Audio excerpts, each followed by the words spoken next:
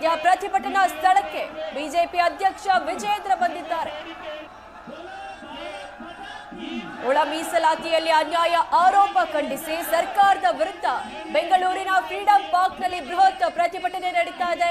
ಈ ಪ್ರತಿಭಟನೆಯಲ್ಲಿ ತಲೆ ಬೋಳಿಸಿಕೊಳ್ಳುವ ಮೂಲಕ ವಿಶಿಷ್ಟ ರೀತಿಯಲ್ಲಿ ತಮ್ಮ ಆಕ್ರೋಶ ವ್ಯಕ್ತಪಡಿಸಿದ್ದಾರೆ ಪ್ರತಿಭಟನಾಕಾರರು. ಈ ವೇಳೆ ಮಹಿಳೆಯೊಬ್ಬರು ಅಸ್ವಸ್ಥಗೊಂಡಿದ್ದಾರೆ.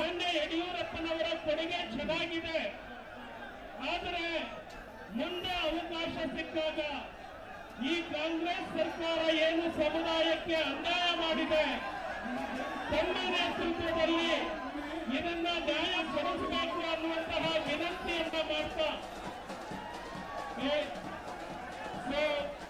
ಈ ಸಮಾಜದ ಮನೆಗೆ ಹೋಗೊಟ್ಟು ಮಾನ್ಯ ವಿಜೇಂದ್ರ ಅವರು ಏನು ಬಂದಿದ್ದಾರೆ ಅವರಿಗೆ ನಾವು ಇಷ್ಟೇ ಮನವಿಯನ್ನ ಬಂಜಾರ, ಕೊರಮ, ಕೊರಚ, ಭೋವಿ ಸಮುದಾಯಗಳು ಫ್ರೀಡಂ ಪಾರ್ಕ್ನಲ್ಲಿ ಆಕ್ರೋಶ ವ್ಯಕ್ತಪಡಿಸಿದ್ದಾರೆ. ಸಮುದಾಯದ ಜನಪ್ರತಿನಿಧಿಗಳು, ಸ್ವಾಮೀಜಿಗಳು ಕೂಡ ಭಾಗಿಯಾಗಿದ್ದಾರೆ. ಈ ವಿಶಿಷ್ಟ ಪ್ರತಿಭಟನೆಯಲ್ಲಿ ಮಹಿಳೆಯೊಬ್ಬರು ಅಸ್ವಸ್ಥಗೊಂಡಿದ್ದಾರೆ. ಸರ್ಕಾರದ ವಿರುದ್ಧ ತಮ್ಮ ಆಕ್ರೋಶವನ್ನ ವ್ಯಕ್ತಪಡಿಸುತ್ತಿದ್ದಾರೆ. ಒಳ ಮೀಸಲಾತಿಯಲ್ಲಿ ನಮಗೆ ಅನ್ಯಾಯ ಆಗಿದೆ, ನ್ಯಾಯ ಕೊಡಿಸಿ ಅಂತ ಬೆಂಗಳೂರಿನ ಫ್ರೀಡಂ ಪಾರ್ಕ್ನಲ್ಲಿ ಪ್ರತಿಭಟನೆ ಮಾಡಲಾಗ್ತಾ ಇದೆ. ಈ ಪ್ರತಿಭಟನೆಯಲ್ಲಿ ತಮ್ಮ ತಲೆ ಬೋಳಿಸಿಕೊಳ್ಳುವ ಮೂಲಕ ವಿಶಿಷ್ಟ ರೀತಿಯಲ್ಲಿ ತಮ್ಮ ಆಕ್ರೋಶವನ್ನ ವ್ಯಕ್ತಪಡಿಸುತ್ತಿದ್ದಾರೆ.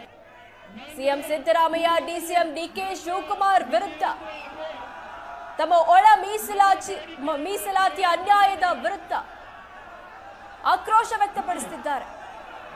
ಒಂದ್ ಕಡೆ ಮಹಿಳೆ ಅಸ್ವಸ್ಥಗೊಂಡು ತಮ್ಮ